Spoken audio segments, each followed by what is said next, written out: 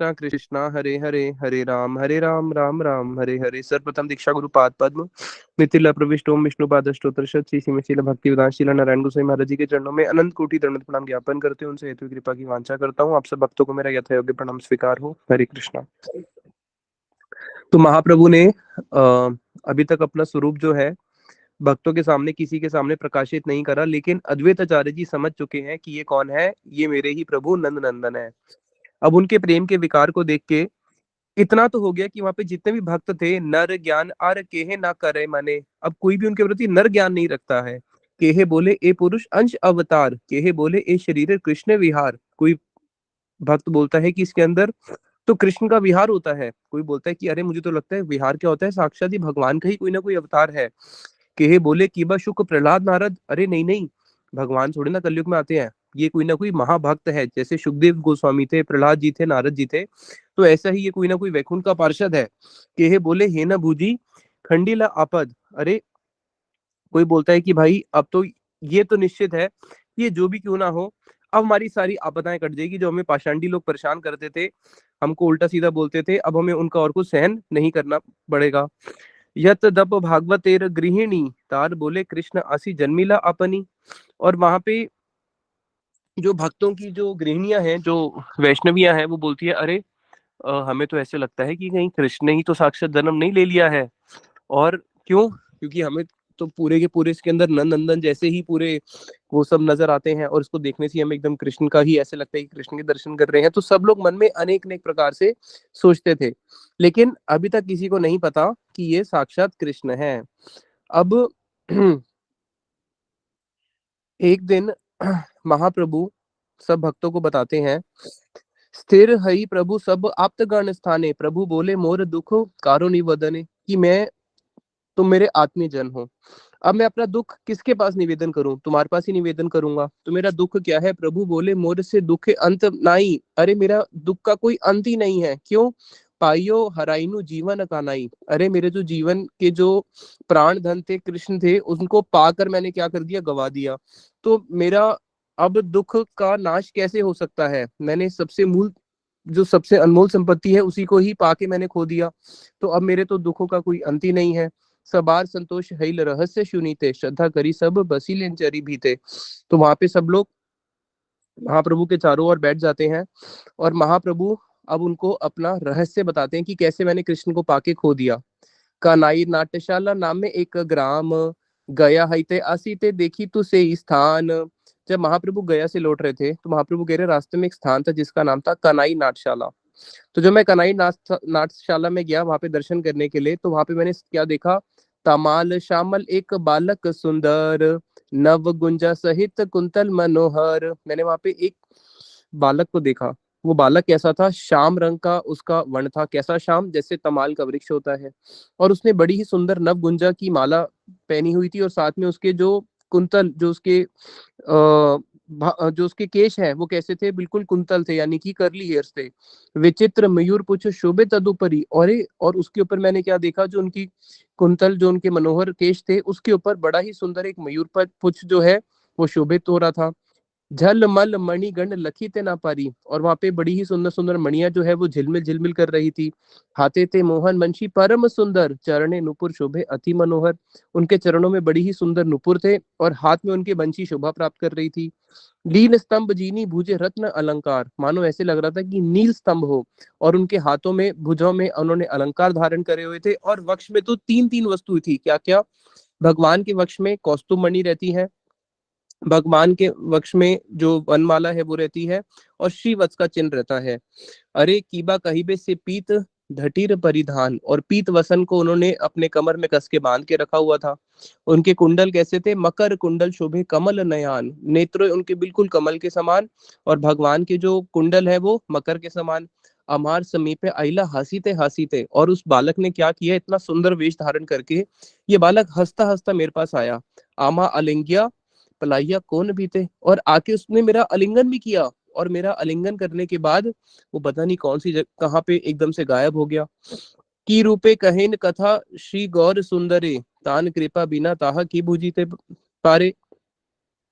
अब ये जो उनकी बातें हैं वो किस भाव में कह रहे हैं उनको कौन समझ सकता है जब तक वो किसी पे कृपा ना करे। तो जैसे ही उन्होंने इस प्रकार से बोला, कृष्ण के रूप का वर्णन करते हुए कि कैसे मेरा आलिंगन करके वो चले गए, तो वहां पे वो एकदम पृथ्वी पे मूर्छित हो जाते हैं और हा कृष्ण करके क्रंदन करना शुरू करते हैं।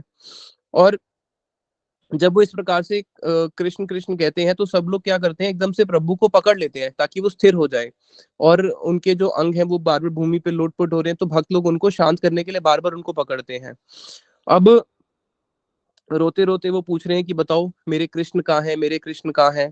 तो इसी प्रकार से जो महाप्रभु हैं अब दिन रात कृष्ण के विरह के अंदर ही डूबे रहते हैं। एक दिन महाप्रभु ने गदाधर पंडित जो है, गदाधर पंडित से पूछा कि कोथा कृष्ण मात्र प्रभु बोले, आर के कथा नहीं पाए जिज्ञासिले। अब महाप्रभु जिनके पास भी मिलते हैं उनके मुख से केवल यही शब्द निकलता है, कोथा कृष्ण कोथा कृष्ण कोथा कृष्ण। तो गदाधर से भी उन्होंने यही प्रश्न पूछा, कोथा कृष्ण आछिन श्यामल पीतावला, अरे मेरे श्याम सुंदर कृष्ण कहाँ पे हैं। तो गदाधर जी ने साथ ही साथ में उत्तर दिया, क्या संभ्रमे बलेन गदाधर महाशय निरअवधि था कि कृष्ण तुम्हार हृदय। अरे कृष्ण तो निरंतर आपके हृदय में ही रहते हैं, आपके हृदय को छोड़ के तो वो एक क्षण मात्र के लिए भी बाहर जाते ही नहीं है। तो जैसे ही महाप्रभु ने सुना कि अच्छा मेरे हृदय में कृष्ण है, तो इतना सुनने के साथ साथ वो अस्थिर हो गए और अपने हृदय को ही मानो फाड़ने लगे कि मैं भी अंदर अपने हृदय के झांक के देखूं कि कृष्ण की मेरे को दर्शन तो हो जाए। तो गदाधर ने दोनों हाथों से उनको पकड़ना शुरू किया, महाप्रभु को स्थिर करने का प्रयास किया, उनको समझा रहे हैं और बोलते कि नहीं नहीं कृष्ण अभी यहीं पे ही आ रहे हैं, मत वाले मत हो, अभी कृष्ण आ रहे हैं, तुम्हें यहीं पे दर्शन देंगे। तो इस दृश्य को सची माता देख रही थी और सची माता जो है इसको देख देख के समझ गई कि जो गदाधर हैं, गदाधर ही जब महाप्रभु इस प्रकार से प्रेम में अस्थिर होते हैं तो ये ही उनको केवल स्थिर कर सकते हैं। तो उन्होंने गदाधर को बोला कि देखो वत्स, जब भी महाप्रभु के साथ मतलब गौर सुंदर के साथ तुम हमेशा रहना और इनको छोड़ के कहीं भी मत जाना।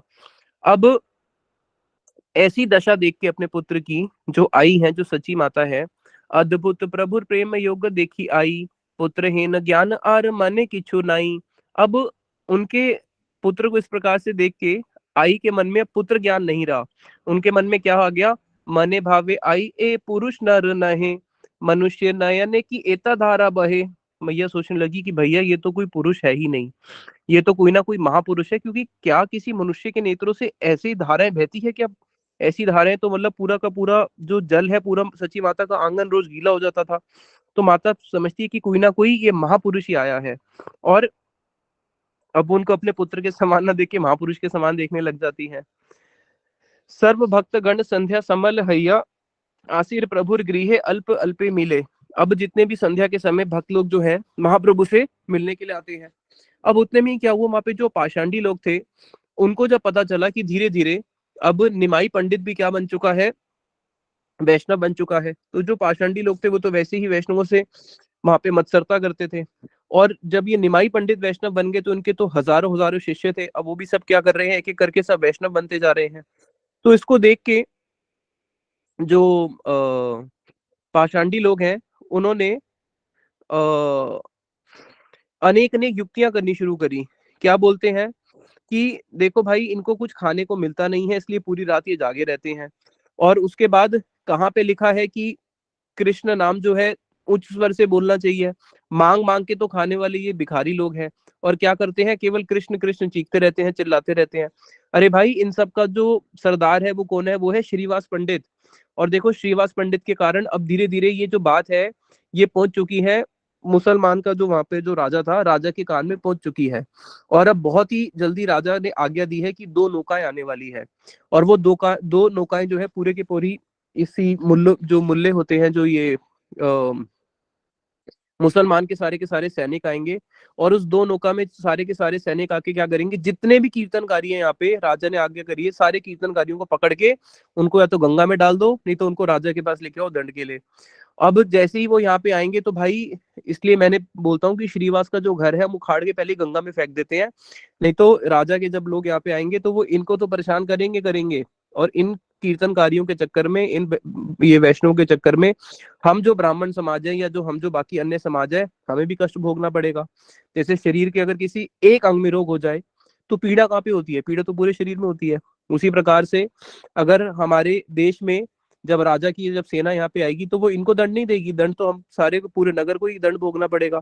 इसलिए क्या करते हैं, इसी प्रकार से ये बातें फैलने लगी कि अब श्रीवास का जो घर है उसको उठा के गंगा में डाल दो, और अगर सैनिक भी आएंगे तो हम उनको बोलेंगे भैया हम कीर्तन नहीं करते हैं, क्योंकि मुसलमान राजा था, मुसलमान राज्य के अंदर आप लोग उस प्रकार से कीर्तन नहीं कर सकते हैं। और हम भी क्या बोलेंगे कि श्रीवास को पकड़ो और उसी के घर को गंगा में डुबो दो। अब श्रीवास पंडित बड़ परम उदार, जेई कथा सुने से ही प्रत्यय तहार। अब श्रीवास जी जो थे वो बड़े सरल थे, और वो जिस कथा को सुनते थे किसी के मुख से उस पे एकदम से विश्वास कर लेते थे। अब उनके मन में एकदम से भय हो गया, किसका, यवनों का, कि यवन लोग आएंगे और यवन लोग आके क्या करेंगे, मेरे को, मेरी पत्नी को, मेरे पुत्र को, मेरे भाई को, उनकी भाभी को, सबको क्या करेंगे, गंगा जी में डाल देंगे। और जैसे ही इनको भय हुआ कि इनको, श्रीवास पंडित को, उतने में ही क्या हुआ, प्रभु अवतीर्ण नाही जाने भक्तगण, जानाई ते आरंभिला शीश नंदन। अब सचिनंदन ने देखा कि भाई अभी तक तो मैंने किसी भक्त के सामने अपने आप को प्रकाशित नहीं किया था, यहाँ तक कि अद्वैत आचार्य जी के सामने भी अपने आप को मैंने पूर्ण रूप से ऐसे प्रकाशित नहीं किया था, उनके चित्त में अपने आप को प्रकाशित किया था, लेकिन अब मैं अपने आप को बाह्य दृष्टि में सबके सामने प्रकाशित करूंगा। और जो गौरांग महाप्रभु हैं, फिर उस समय क्या करते हैं, एता भाई सुनियो भाई नाही पाए, राजा राजर कुमार जिन नगर बेड़ाए, आर जन बोले भाई बुली भुजी लांग थाक, जत देख ए सब पाला वार पाक। किसी ने कहा कि भाई इतने जो भक्त थे, जब उन्होंने इसको सुना कि राजा के सैनिक आएंगे और हमें पकड़ेंगे, और उस समय जो भक्त थे वो तो डरने लगे, लेकिन चैतन्य महाप्रभु जो है वो तो साक्षात त्रिलोकीनाथ है, उनको कोई भय ही नहीं है। यद्यपि भक्तों को भी भय नहीं होता, वो भी निर्भय ही होते हैं, लेकिन लौकिक लीला में थोड़ा सा भय दिखा। अब जो महाप्रभु है वो तो बिल्कुल राजा की तरह घूम रहे हैं, तो सबने कहा भाई बाकी लोगों को तो फिर भी कुछ कुछ भय लगता है, और इसको देखो, ये जो जगन्नाथ मिश्र का नंदन है, ये तो पूरे नगर में ऐसे घूमते हुए कीर्तन करता है जैसे राजा हो, इसको तो किसी का भय ही नहीं लगता है। तो वहां पे महाप्रभु ने देखा कि अब मेरे भक्तों को जो भय हो रहा है, तो भगवान हमेशा अपने भक्तों को क्या करते हैं, अभय प्रदान करते हैं। और वो जा रहे थे श्रीवास के पास, जब श्रीवास के पास जा रहे थे तो रास्ते में उन्होंने बड़ा ही सुंदर पुलिन देखा, किसका, गंगा का पुलिन देखा। और वहां पे सुंदर सुंदर गैयाएं थी, वो गैयाएं क्या कर रही है, हम्बा हम्बा करते हुए वहां पे गंगा जी से जल पी रही हैं। और कुछ गैयाएं जो है इधर उधर दौड़ रही हैं, कुछ जल पी रही हैं, तो उसको देखने के साथ साथ उनको एकदम से कृष्ण लीला का स्फूर्ति हुई, और एकदम से क्या बोलने लगे, देखिया गरजय प्रभु करे हुंकार, मुई से ही भले बार बार, हुंकार करते हुए बोलने लगे, मैं वही हूँ, मैं वही हूँ, मैं वही हूँ। और उस दृश्य को गंगा के तट पे इस प्रकार से गैया चरण का जो गैया चल रही थी उसके दृश्य को देखते ही एकदम से दौड़ पड़े, जैसे कृष्ण दौड़ते हैं ना, उसी प्रकार से एकदम दौड़ पड़े और दौड़ के सीधा पहुंच जाते हैं श्रीवास के घर पे। और वहां पे जाके बोलते हैं की करी से श्रीवासिया भले हुंकार, हुंकार करते हो, अरे श्रीवास तू क्या कर रहा है, निरसे पूजे श्रीवास जेई घरे, पूना पूना लाथी मार ताहर दुआरे। उस समय श्रीवास जी नरसिंह भगवान की पूजा कर रहे थे, और जब नरसिंह भगवान की पूजा कर रहे थे, जो उनका जो द्वार था, उस द्वार के ऊपर महाप्रभु ने लात मारनी शुरू कर दी, और लात मार के फिर अंदर घुसे, और अंदर जाके देखा कि जब विष्णु आसन पे बैठे हुए नरसिंह भगवान की पूजा कर रहा है, तो साथ ही साथ में महाप्रभु ने बोला, कहारे पूजी से करिस कार ध्यान, अरे तू किसकी पूजा कर रहा है और किसका ध्यान कर रहा है, जहारे पूजी तार देख विद्यमान, जिसकी तू पूजा कर रहा है और जिसका ध्यान कर रहा है, देख वो वही तेरे सामने विद्यमान खड़ा है। और इतना बोल के साथ बिल्कुल तेजस्वी अग्नि के समान, जैसे ज्वलंत अग्नि के समान उन्होंने महाप्रभु के दर्शन करे। अभी तक तो उनको एक छोटे से बालक के रूप में देखते थे, और अभी क्या देख रहे हैं कि ये तो बिल्कुल तेजस्वी सामने जैसे अग्नि हो। और एकदम से फिर साथ ही साथ में उन्होंने क्या देखा, महाप्रभु ने चतुर्भुज रूप धारण कर लिया, देखे वीर आसने बसी अच्छे विश्वम्भर, चतुर्भुज शंख चक्र गदा पद्मधर, जैसे भगवान वीर आसन में बैठते हैं उसी प्रकार से उनके विष्णु सिंहासन पे जाके विश्वम्भर जी बैठ गए, और चतुर्भुज रूप धारण करके शंख चक्र गदा पद्म उनको दर्शन दिए। फिर आगे वाम कक्षे ताली दिया कर हुंकार, और गरजते हुए मत सिंह के समान, जैसे सिंह गरजता है तो सिंह की गरज की ध्वनि से ही सारे के सारे पशु डर के अपने अपने बिल के अंदर जाके छुप जाते हैं। तो ऐसे सिंह की समान गरजते उन्होंने अपने वाम कक्ष से क्या किया, अपनी ताली देते हुए हुंकार करने लगे। और देखिए हईल कंप श्रीवास शरीरे, अभी तो श्रीवास को भय लग रहा था, किसका? मुसलमानों का। अब उनको भय लग गया साक्षात भगवान के इस रूप को देख के। स्तब्ध हईला श्रीनिवास किछु न स्फुरे। अब एकदम से उसको देख के वो स्तब्ध के स्तब्ध रह जाते हैं, भैया मेरे सामने साक्षात भगवान प्रकट हो गए। और कैसे रूप में प्रकट हुए? अगर भगवान सामने प्रकट हो हंसते हुए तब तो एक आनंद आता है।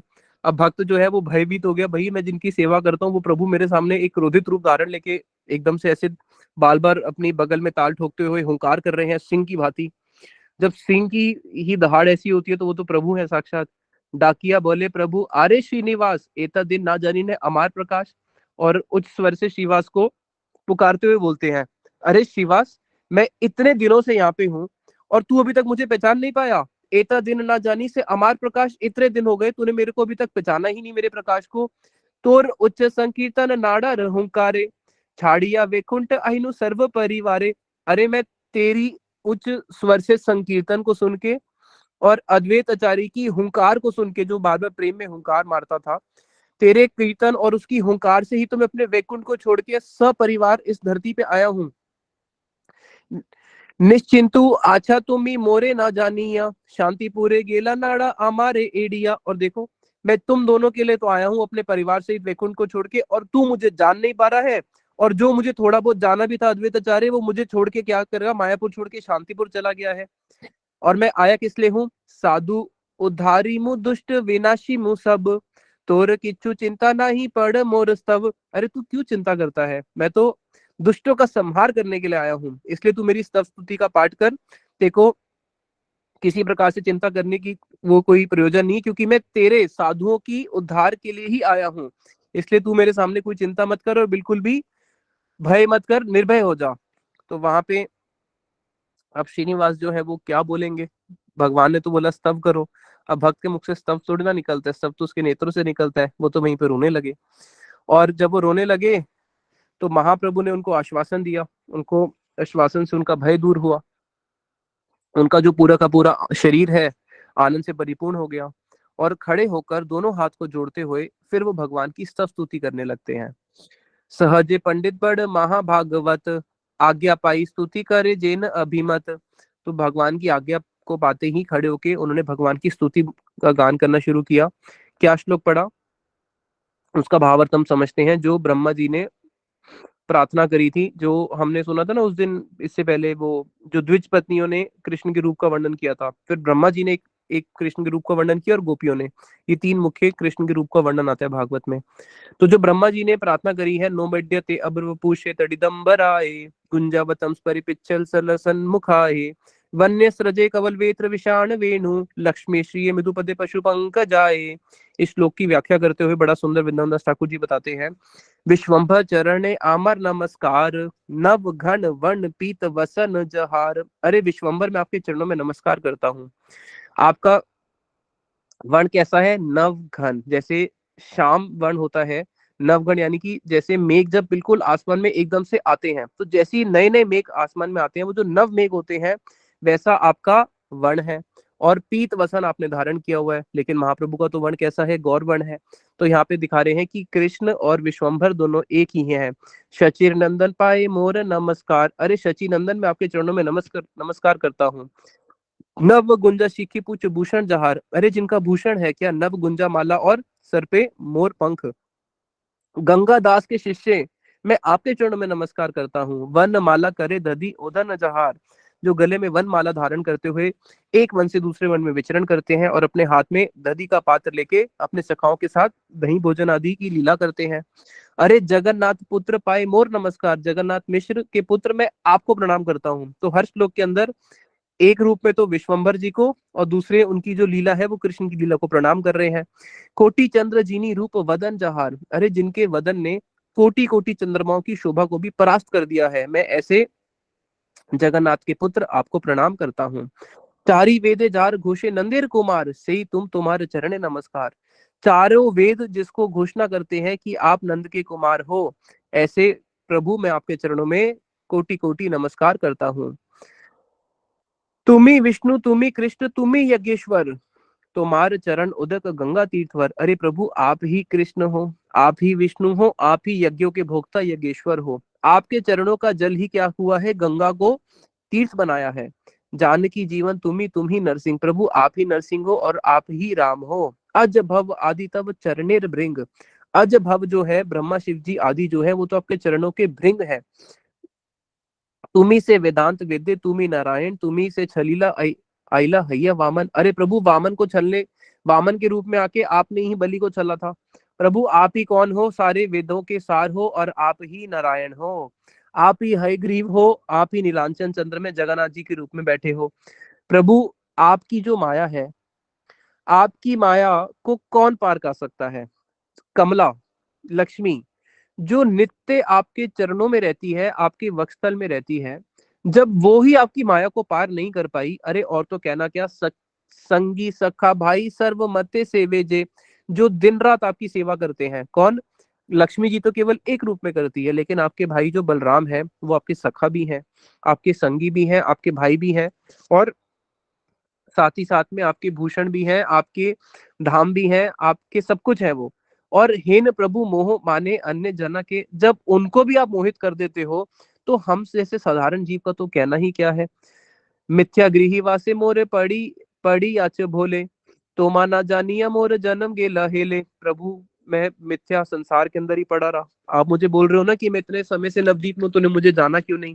प्रभु मैं अपने पत्नी, अपने पुत्र, अपने परिवार में ही इतना मत हो गया, अपने गृहवास के अंदर, कि प्रभु मैं आपको पहचान ही नहीं पाया। और हम आपको पहचान भी कैसे सकते हैं जब तक आपकी कृपा न हो, जब लक्ष्मी जी और बलराम जी को भी आप छल लेते हो। तो माना जानिया मोर जन्म गेला हेले, नाना माया करी तुम्ही अमारे वंचीला। अब भक्त जो है बड़ा चतुर होता है, जय कृष्ण भजे सही बड़ा चतुर, वो कृष्ण को भी उनकी बातों में फंसा देता है।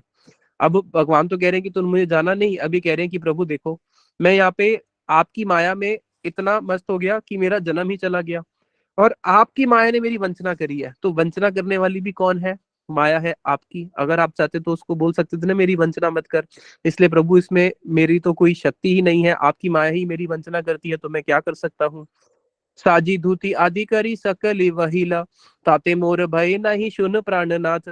अरे प्रभु आप कह रहे हो कि हमने आपको पहचाना नहीं, आपकी कैसी माया है। जब मैं स्नान करने जाता था, जब श्रीवास जी स्नान करने जाते थे और ये भक्त निमाई हो गए, तो ये क्या करते थे, उनकी धोती, उनके गीले वस्त्र, उनका जल का पात्र खुद उठा के उनके घर तक लेके आते थे। प्रभु आप मेरी जब इस प्रकार से ऐसे आपने सेवा करी, तब हम कहाँ समझ पाए कि आप ही सेव्य वस्तु हो और आप ही हमारी सेवा कर रहे हो।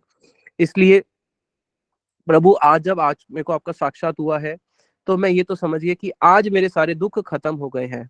और आज, आज ही मोर दिवस हैला प्रकाश, आज मेरे पूर्व जन्मों के जितने कोटि कोटि मेरे सौभाग्य हैं वो सारे उदय हुए हैं। आज मेरे सारे पूर्व जन्मों के कर्म आज जाके सफल हुए हैं। आज ही मोर उदय सकल सुमंगल, और आज ही प्रभु मेरा सारा का सारा पूर्व जन्मों का सुमंगल आज जाके उदय हुआ है। क्यों, क्योंकि आज प्रभु आपके दर्शन हो रहे हैं। आज ही मोर पितृकुल हैला उद्धार, आदि से वसती धन्य हईला अमार। प्रभु आज तो मेरे पितृकुल जो है उसका भी उद्धार हो गया, आज मेरे घर का भी सार्थक हो गया। क्यों, क्योंकि इस स्थान पे मुझे आपके दर्शन हो रहे हैं। अरे आज तो मेरे नयनों का भाग्य की कोई सीमा ही नहीं है, इन नयनों के भाग्यों की सीमा ही नहीं है। क्यों, क्योंकि उसको कृष्ण के दर्शन हो रहे हैं।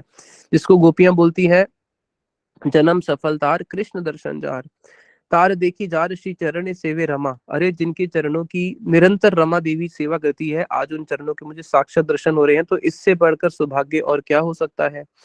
इतना बोल के वो आविष्ट हो जाते हैं उनकी स्तुति में, और दोनों हाथ ऊपर करके रोना शुरू करते हैं और लंबी लंबी सांस छोड़ना शुरू करते हैं। गड़ा गड़ी जाए भाग्यवंत श्रीनिवास, देखिए अपूर्व गौर चंद्र प्रकाश। महाप्रभु के इस प्रकाश को देख के फिर वो पहले तो दोनों हाथ ऊपर करके क्रंदन करते हुए लंबी लंबी श्वास छोड़ते हैं, फिर भूमि पर लोटपोट करना शुरू करते हैं। अब हासिया सुने न प्रभु शिवा से स्तुति, और भगवान हंस रहे हैं श्रीवास की स्तुति को सुन के। और उनको बोलते हैं श्रीवास को कि देखो तुम्हारे घर में जितनी भी तुम्हारी जो पुत्र है, स्त्री है, तुम्हारे जितने भी घर में लोग हैं, सबको बाहर लेके आओ। देखो अमार रूप कर बाहिर, सबको बोलो आए और मेरे इस रूप के दर्शन करें, जिसमें भगवान चतुर्भुज रूप में दर्शन दे रहे हैं। और अपनी स्त्री को बोलो मेरे चरणों की पूजा करें, और जो वर मांगना है आज मेरे से वर मांग लो। प्रभुर पाइया आज्ञा श्रीवास पंडित, सर्व परिकर संगे आई ला त्वरित। तो फटाफट घर के अंदर जाते हैं और सारे सदस्य को बोलते हैं आओ देखो भगवान दर्शन दे रहे हैं। तो सारे के सारे एकदम से भागे हुए आते हैं, अरे भगवान। और एकदम आके क्या देखते हैं, कि जो विश्वम्बर है वही चतुर्भुज रूप में वहां पे नारायण के रूप में बैठे हैं। तो गंध पुष्प धूप दीप पे पूजे श्री चरण, तो जो भी गंध पुष्प धूप से लेके उनके चरणों की सेवा करना शुरू करते हैं। जो स्त्रियां हैं वो भी वहां पे क्रंदन करना शुरू करती हैं, उनके भाई, उनकी पत्नी, उनके यहाँ तक कि उनके घर में जो दास और दासी भी थे, वो सबके सब आके क्या करते हैं, महाप्रभु के चरणों में पड़ जाते हैं और प्रार्थना करने लगते हैं। श्रीनिवास प्रियकारी प्रभु विश्वम्भर, चरण दिलेन सर्व शिरेर ऊपर। अब महाप्रभु ने कैसी दया करी, श्रीवास के तो मस्तक के ऊपर अपने चरण दिए ही दिए, यहाँ तक कि उनके जितने भी घर पे और लोग थे सबके मस्तक के ऊपर उन्होंने क्या किया, अपने चरण दिए। कि भगवान की कितनी बड़ी कृपा है, जिनके चरणों से निकली हुई गंगा को प्राप्त करने के लिए शिव जी ने कितनी आराधना करी कि मुझे वो गंगा मेरे मस्तक पे धारण कर लूं मैं। और शिव जी जो है तमोगुण को उन्होंने अंगीकार किया है, तमो हत्याई बोलते हैं कि, और तमोगुण को वो नाश कैसे करते हैं, भगवान के चरणों से निकली हुई गंगा के माध्यम से। और उन्हीं को साक्षात अवतारी, अवतार नहीं, अवतार के चरणों से निकला जल वो गंगा, जो मूल अवतारी है कृष्ण, और कृष्ण के साथ भी जो राधा मिलित तनु है, उनके चरणों को उनके भक्त के मस्तक पे स्पर्श कर रहे हैं, क्या परम सौभाग्य है उनका। और फिर महाप्रभु उनको आशीर्वाद देते हैं, मोर चित्त हो सब कार, तुम्हारा चित्त निरंतर मेरे अंदर ही लगा रहे। और श्रीवास को फिर हुंकार करते हुए बोलते हैं, श्रीनिवास तुझे किसी चीज का भय करने की जरूरत नहीं है। अनंत ब्रह्मांड, ये अनंत ब्रह्मांड जो है, इसमें जितने अनंत ब्रह्मांड में अनंत कोटि जो जीव है, ये के सारे जीव जो है वो किसके वश में है, वो सारे के सारे जो जीव है वो भगवान के वश में है। क्योंकि अनंत कोटि ब्रह्मांड जो है वो कहाँ पे रहते हैं, भगवान के लोमकूप के अंदर रहते हैं। इसलिए जब, और मैं सब जीवों के अंदर हूँ, जब वो जो राजा है, जिस राजा से तुझे भय है कि वो राजा क्या करेगा, तुझे यहाँ पे आके अपने सैनिकों के साथ दंड देगा, तो राजा की क्या इच्छा, राजा क्या दंड दे सकता है, मैं ही राजा के अंदर हृदय में परमात्मा के रूप में बैठा हूँ, जब तक मैं ही उसको कुछ प्रेरणा नहीं दूंगा तो वो कुछ कार्य कैसे कर सकता है। और मान लेते हैं कि अगर स्वतंत्र रूप से अगर उसने पकड़ने के लिए आज्ञा दे भी दी, तो मैं तुझे एक बात और कहना चाहता हूँ कि जब नौका यहाँ पे आएगी तुझे लेने के लिए उस राजा की, तो उस नौका पे सबसे पहले मैं चढ़ के राजा के पास जाऊंगा। और जब मैं राजा के पास जाऊंगा तो क्या राजा मुझे देख के राज सिंहासन में बैठा रह सकता है, वो उसको मैं वहीं पे विवल बना के गिरा दूंगा। और राजा जब मेरे से पूछेगा कि तुम क्या चाहते हो, तो मैं राजा को क्या बोलूंगा, सुन राजा, मैं क्या चाहता हूँ, मैं तेरे को आज ये बताना चाहता हूँ सत्य क्या है और झूठ क्या है। तेरे यहाँ पे जितने भी काजी हैं, मुल्ले हैं, उन सबको बुला और उनको बोल अपने शास्त्र पढ़ के दिखाएं कि तुम्हारे शास्त्रों में कितनी शक्ति है। उसके बाद फिर मैं क्या करूंगा, फिर मैं बोलूंगा देख अब मेरे मेरे संकीर्तन में कितनी शक्ति है। संकीर्तन, मोर शक्ति देख एबे नयन भरिया, एता बली मत हस्ती आनी मुधरिया। फिर मैं क्या करूंगा, बोलूंगा देख तूने पढ़ लिए तेरे काजी और मुल्लों ने शास्त्र, उसमें कुछ शक्ति नहीं है, अब मैं तेरे को शक्ति दिखाता हूँ। फिर महाप्रभु कह रहे हैं मैं क्या करूंगा, मैं इतना बोल के राजा को वहां पे एक पागल हाथी को लेके आऊंगा, और पागल हाथी को साथ में क्या करूंगा, हस्ती घोड़ा मृग पक्षी एकत्र करिया, जितने भी हाथी हैं, घोड़े हैं, मृग हैं, पक्षी, उन सबको वहां पे एकत्र करूंगा।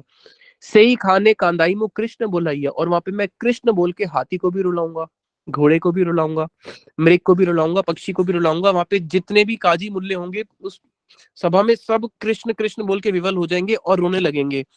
राजार जतेक गण राजार सहित, यहाँ तक कि राजा भी रोने लगेगा। सबा कंदाई मु कृष्ण बलि भाल मते, और पूरे के पूरे राज्य को, मुसल यवनों को भी मैं क्या करूंगा, कृष्ण बोल बोल के रुलाऊंगा।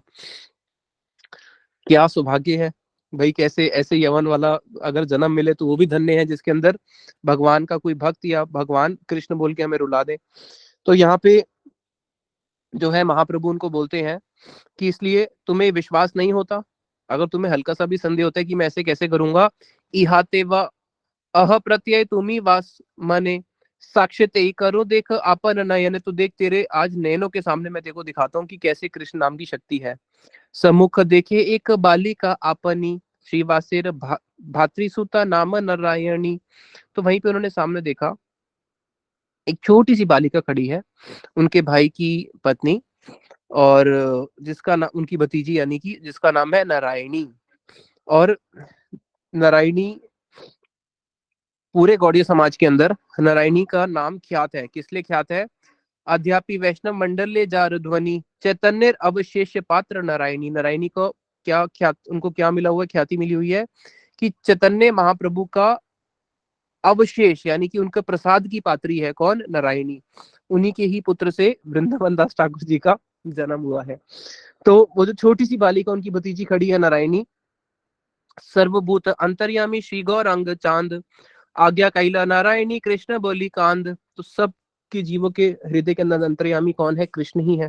तो वही गौरांग महाप्रभु उसको बोलते हैं नारायणी को, 4 साल की बालिका को, कृष्ण बोली कांद, कृष्ण बोल और रो के दिखा।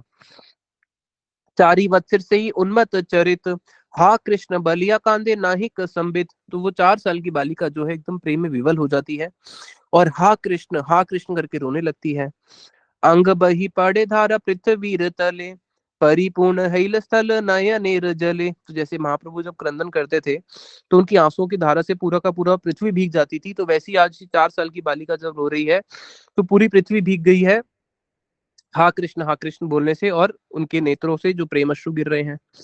अब फिर विश्वम्बर हंसते हंसते पूछते हैं, बताओ श्रीवास, अब तुम्हारा भय दूर हुआ या नहीं हुआ। तो श्रीवास पंडित जो है वो महावक्ता है, पंडित हैं, सारे तत्वों को जानते हैं। दोनों भुजाओं को पर उठा के निर्भय होकर प्रभु से बोलते हैं कि प्रभु, काल रूपी तुम्हार विग्रह भगवाने जखन सकल सृष्टि संहारिया आने। जब आप काल के रूप में आते हो तो पूरी की पूरी सृष्टि का संहार करते हो। एक तो काल के रूप में क्या करते हैं, जीवों का अलग अलग मृत्यु जन्म, और जब समस्त काल के रूप में फिर आके क्या करते हैं, पूरी सृष्टि का ही संहार कर देते हैं। तब उस समय भी तखन ना करी भय तोर नाम बले, तब भी मैं कोई भय नहीं करता। क्यों? पूरे जब आप सृष्टि का संहार करते हो तो तब भी मुझे भय नहीं होता। क्यों? आपके नाम के बल पर। एक आना किसेर भाई तुम्ही मोर घरे। तो प्रभु आप तो आज अब मेरे घर में साक्षात विद्यमान खड़े हो, तो मुझे किस प्रकार से भय हो सकता है। और वहां पे श्रीवास जी का कैसा सौभाग्य, जिसको दर्शन करने के लिए वेद भी अभिलाषा करते हैं, वहीं पे श्रीवास के दास और दासी भी क्या कर रहे हैं, महाप्रभु के उस रूप में उनके दर्शन कर रहे हैं।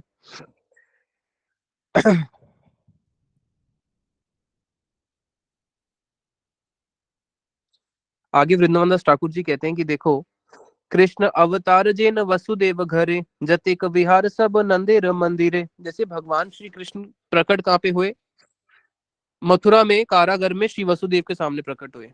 लेकिन भगवान कृष्ण की सारी लीलाएं कहाँ पे हुई, वहां पे तो कोई लीला नहीं हुई। उनकी सारी लीला कहाँ पे हुई, नंद नंदन के आंगन में हुई। उसी प्रकार से जगन्नाथ जी के घर में अवतार तो लिया किन्होंने, गौरांग महाप्रभु ने, लेकिन उनकी जो सारी लीलाएं हैं वो कहाँ पे होंगी, उनकी सारी की सारी लीलाएं होंगी यही श्रीवास आंगन में। इसलिए महाप्रभु का जो संकीर्तन रास है वो कहाँ पे होता है, वो इसी श्रीवास आंगन में ही होता है। श्रीवास आंगन में ही महाप्रभु ने अपने संकीर्तन रास को प्रारंभ किया था। इसलिए महाप्रभु ने जब अपना सब भक्तों को दर्शन देने थे कि मैं ही भगवान हूं, उन्होंने सबसे पहले कहाँ पे दिया, पे श्रीवास आंगन में ही दिया है।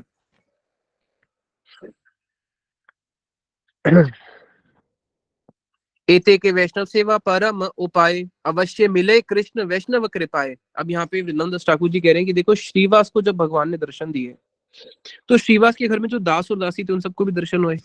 तो ये वैष्णव सेवा का फल होता है कि अगर कोई वैष्णवों की सेवा करता है तो निश्चित रूप से उसको कृष्ण के दर्शन होते ही होते हैं। जिसको गुरुदेव बोलते थे कि आश्रय लइया भजे तारे कृष्ण नाही त्याजे आर सब मरे अकारण। कि जो आश्रय लेके भजन करता है, वैष्णवों का आश्रय लेके, कृष्ण कभी भी उसको नहीं त्यागते हैं। और आर सब मरे अकारण, और जो भजन कर रहे हैं बिना भक्तों के आश्रय लिए, चाहे वो कैसा भी भजन क्यों ना करें, तब भी क्या होगा, बिना कारण के ही भगवान क्या करेंगे, उनको त्याग देंगे। और यहाँ पे कारण होते हुए भी नहीं त्यागेंगे। क्यों? क्योंकि उन्होंने क्या किया है, उन्होंने वैष्णवों का आश्रय लिया हुआ है। अब फिर आगे वृंदावन दास ठाकुर जी एक आशीर्वाद दे रहे हैं। श्रीवास करीला स्तुति देखी या प्रकाश इहा जय सुनी से ही हरे कृष्ण दास। जो इस लीला को श्रवण करता है और श्रीवास जी ने जो स्तुति करी उसको सुनता है, उसको क्या होता है, उसको कृष्णदास होने का सौभाग्य प्राप्त होता है। श्री कृष्ण चैतन्य नित्यानंद चांद जान, वृंदावन दास तच्छु पद युगे गान। हर अध्याय का जो अंत होता है, जो उसको विश्राम देते हैं, इसी प्रकार से वृंदावन दास ठाकुर जी बोलते हैं कि चैतन्य महाप्रभु नित्यानंद प्रभु जिनके जीवन है, उन्हीं वृंदावन दास ठाकुर उन्हीं के चरणों में क्या कर रहे हैं, कुछ यशोगान कर रहे हैं महाप्रभु का। अब हम तृतीय अध्याय की ओर बढ़ते हैं, जिसमें अब महाप्रभु ने दर्शन दिए हैं मुरारी गुप्त को। मुरारी गुप्त कौन है? जिनके हृदय में गुप्त रूप से मुरारी का वास है। मुरारी गुप्त है हनुमान जी। हनुमान जी ही महाप्रभु के रूप इसमें मुरारी गुप्त के रूप में आए हैं। एक दिन वरा भावे श्लोक सुनी, गर्जिया मुरारी घरे चली ले अपनी। एक दिन महाप्रभु ने वरा भगवान की स्तुति सुनी, तो वरा भगवान की स्तुति सुनते ही महाप्रभु इस भाव में आ गए कि मैं ही वरा हूं, मैंने ही पृथ्वी को आके धारण किया था, और मुरारी के घर पे चल पड़ते हैं। और इनके हृदय में मुरारी के प्रति कैसा प्रेम था? जैसा राम जी के हृदय में हनुमान जी के प्रति प्रेम है, वैसा ही सेम प्रेम विश्वम्बर जी के हृदय में मुरारी के प्रति है। मुरारी घरे गेला शीश चिनंदन, संभ्रमे करीला गुप्त चरण वंदन। शुकर शुकर बोली प्रभु चली जाए, स्तंभित मुरारी गुप्त चतुर्दिके जाए। महाप्रभु जैसे उसके घर में घुसे मुरारी गुप्त के, और वहां पे जाके शुकर शुकर बोलने लगे, और जो मुरारी है एकदम से खड़े हो जाते हैं, उनके चरणों की वंदना करने शुरू करता है। और साथ ही साथ में महाप्रभु ने फिर क्या किया? महाप्रभु उसी समय बिल्कुल अपना शुकर रूप धारण करते हैं। सम्मुखे देखें जल भाजन सुंदर, वरा आकार प्रभु तुलीला दर्शने। तो महाप्रभु एकदम से वरा के रूप में आ जाते हैं, और जब वरा के रूप में आए तो वरा भगवान ने तो पृथ्वी को क्या किया था? धारण किया था। अब उसी प्रकार से इन्होंने क्या किया? गर्जे यज्ञ वरा प्रकाशे खुरचारी। एकदम से गर्जना करते हुए, वरा क्या करता है, जो अगर आपने देखा हो, शुकर क्या करते हैं, दो प्रकार के शुकर होते हैं। एक तो जो हम गली मोहल्ले में देखते हैं, और एक जंगली शुकर होता है जो जंगल में रहता है। तो ये शुकर होता है ना, जैसे सिंह गरजता है तो उसकी भी बहुत, जो गरजने की आवाज है बिल्कुल सिंह समान होती है। तो महाप्रभु ने वहां पे गरजना शुरू किया और अपने चारों खुर प्रकाशित कर दिए, जैसे एक पशु के चार खुर होते हैं। और चार खुर प्रकाशित करके वहां पे एक जल का पात्र पड़ा था मुरारी के घर पे, उसी को ही उन्होंने क्या किया, जैसे पृथ्वी को धारण किया था उसी भाव में उन्होंने अपने दांतों पे क्या किया, उसको जल के पात्र को धारण कर लिया। और भगवान जो है वो स्तुति प्रिय है। खैर जीव भी स्तुति प्रिय है, लेकिन जीव का स्तुति प्रिय होना दोष है, भगवान का स्तुति प्रिय होना गुण है। तो भगवान स्तुति प्रिय है, तो भगवान बोलते हैं मोर स्तुति करह मुरारी, मुरारी मेरी स्तुति कर। स्तब्ध हेला मुरारी अपूर्व दर्शने। अब वो स्तुति क्या करे? वो तो भगवान के, जिनको वो एक छोटा सा बालक समझता था, जिनके साथ हमेशा शास्त्रार्थ होता रहता था, अब वो देख रहा है कि भाई ये तो बालक नहीं, ये तो कौन निकला, ये तो सबका पिता निकला, ये तो साक्षात भगवान है। अभी उनके सामने स्तुति क्या करें, तो बिल्कुल स्तब्ध हो गए। तो की बलि बे मुरारी ना आई से वदने। अब मुरारी के मुख से कुछ निकल ही नहीं रहा है, वो स्तुति क्या करें? प्रभु बोले बोल बोल किचु भय नहीं। नहीं नहीं, कुछ तो बोल, तेरे को कोई भय की बात नहीं है, जो तेरे मन में आ रहा है बोल, जो तेरे मुख से निकलेगा वही मेरी स्तुति है। तो वहां पे एता देना नाही जान मुई एठाई, कसमित मुरारी कहे करी या मेहनती। आ, उनको बोलते हैं कि मैं इतने समय से यहाँ पे था मुरारी, तू मुझे पहचान ही नहीं पाया। अब जब स्तुति करने की बारी आती है, तो मुरारी को बोलते हैं अनंत ब्रह्मांड जार एक फणे धरे, सहस्र वदन है जार स्तुति करे। प्रभु आपकी स्तुति तो अनंत ब्रह्मांडों को धारण करने वाले शेष नाग जी, जो अपने केवल एक फण के ऊपर सरसों के समान इतने अनंत कोटि ब्रह्मांड को धारण करते हैं, प्रभु आपकी स्तुति तो वो करते हैं। और वो आपकी स्तुति करते हैं, और वो क्या बोलते हैं? तबु नहीं पाए अंत से ही प्रभु कहे। और वो भी प्रभु है, आप ही के ही अंश अवतार है। तो वो स्वयं बोलते हैं कि आपकी स्तुति का मैं अंत नहीं पा सकता, तुम्हार तवेते आर के समर्थ है। तो जब वो ही आपकी स्तुति गान करके उसका पार नहीं पा सकते, तो मैं तो एक छोटा सा जीव हूं, मैं कैसे आपकी स्तुति गान करने में समर्थवान हो सकता हूँ? और इस संसार में कोई आपको कैसे जानता है? वेदों के माध्यम से ही आपको जानता है।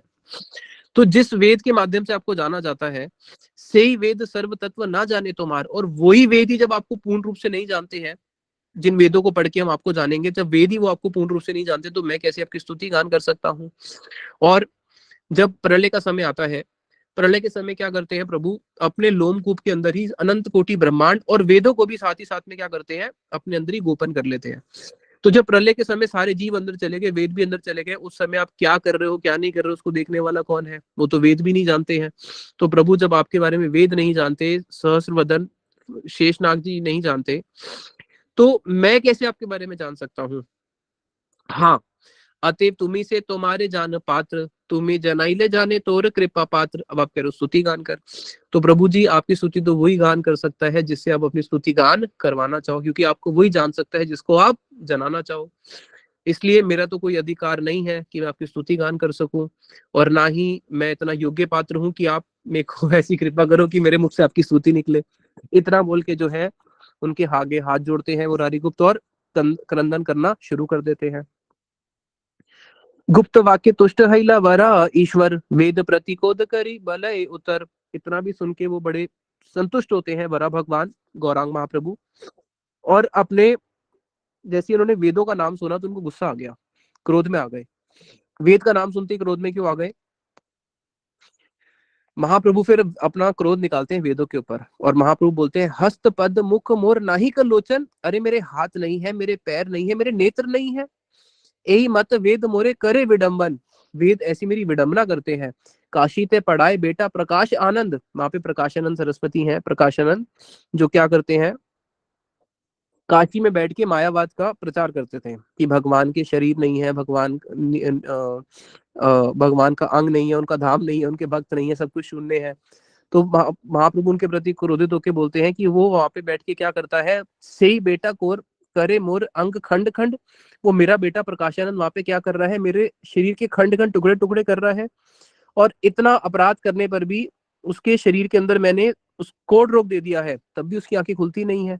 अरे मेरे जो शरीर के अंग है वो सर्व यज्ञमय है, पवित्र है, पुण्यमय है। जो भी भगवान के नाम को लेता है, भगवान वो पुण्य और पवित्रता उसको प्राप्त हो जाती है। और ये क्या कहता है कि मेरा कोई रूप ही नहीं है, मिथ्या कहता है हर वस्तु को।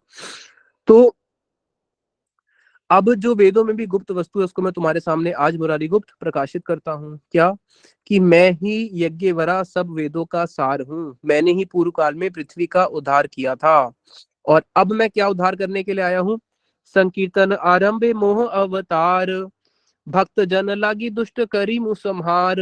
अब मैं संकीर्तन का प्रचार करने के लिए आया हूँ, और जितने भी दुष्ट हैं उन दुष्टों का संहार करूंगा, और भक्त जनों को आनंद वर्धित करूंगा। सेवक के द्रोह मोहि सहित ना पारे, पुत्र यदि है मोर तथापि संहारे। मैं कभी भी अपने सेवक का द्रोह नहीं सहन कर सकता, मेरे भक्त के प्रति कोई द्रोह करे वो मैं सहन नहीं कर सकता, चाहे वो द्रोह करने वाला मेरा पुत्र क्यों ना हो। अगर मेरा पुत्र भी मेरे सेवक और भक्त के प्रति द्रोह करता है तो मैं अपने पुत्र का भी संहार कर देता हूँ। और कैसे संहार करता हूँ? पुत्र काटे आपनार सेवक लागिया, मैं अपने सेवक के लिए अपने पुत्र को काट भी सकता हूँ। मिथ्या नहीं कही गुप्त शून मन दिया, ये बात मैं मिथ्या नहीं कह रहा हूँ मुरारी गुप्त, इसको मन दे के सुनो। जे काले करीनु मोई पृथ्वी उद्धार, हैला शीतिर गर्भ पर से अमार। जब मैंने वरा रूप धारण किया था, जब भगवान ने वरा रूप धारण किया था, तो भगवान ने पृथ्वी को अपने जब दांतों से उठाया था तो भगवान और पृथ्वी का स्पर्श हुआ था। तो पृथ्वी का जब स्पर्श हुआ था तो भगवान का श्रम हुआ, भगवान को पृथ्वी को उठाया, युद्ध किया, तो उस श्रम का जो बिंदु है, जो भगवान का पसीना का जो बूंद होती है, जब वो पृथ्वी को स्पर्श हुई तो उससे पृथ्वी गर्भवती हो गई। अब सोचो, जिसकी माँ पृथ्वी हो, जिसके पिता विष्णु हो, वो पुत्र कैसा होगा? उस पुत्र का नाम क्या हुआ था? हैल नरक नामे पुत्र महाबल, अपने पुत्रे धर्म कहीं लू सकल। तो मेरा एक पुत्र हुआ था, उसका नाम हुआ था नरक, और वो इतना महाबली था कि धरती जिसकी माँ है, तो सोचो कितना महाबली होगा। और उसको मैंने खुद ही धर्म की शिक्षा दी। धर्म की शिक्षा कौन है? पिता ही कौन? साक्षात विष्णु, अब बड़ा भगवान। महाराज हैलेन अमार नंदन, वो मेरा पुत्र जो है अमार नंदन फिर महाराज बना। क्यों? क्योंकि मैया ही पृथ्वी है जिसकी, तो वो तो महाराज ही बनेगा। देव द्विज गुरु भक्त करे न पालन, और वो कैसा महाराज बना?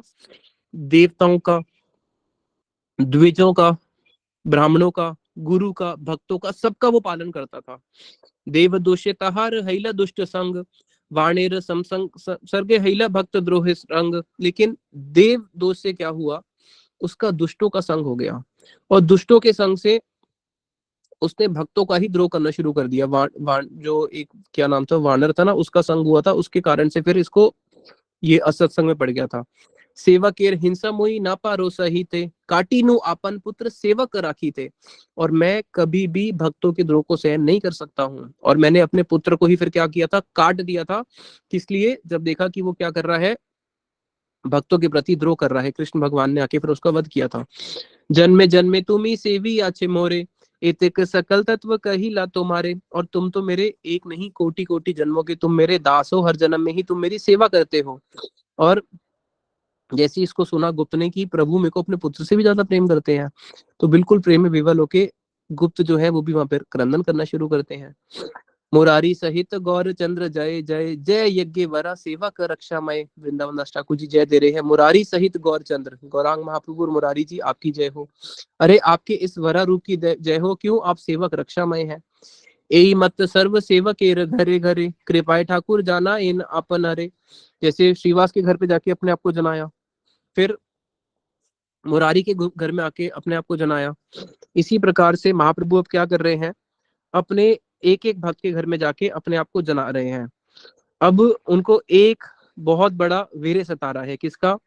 मिलीला सकल भक्त वह नित्यानंद, भाई ना देखिया बड़ दुखी गौर चंद्र। उनको अपने सारे भक्त तो एक एक करके मिल रहे हैं यहाँ पे और सबके सामने अपने रूप को प्रकाशित कर रहे हैं, लेकिन जो उनके बड़े भाई हैं नित्यानंद बलराम, उनका अभी तक उनको संग प्राप्त नहीं हुआ है, उसके लिए महाप्रभु बड़े दुखी हो रहे हैं।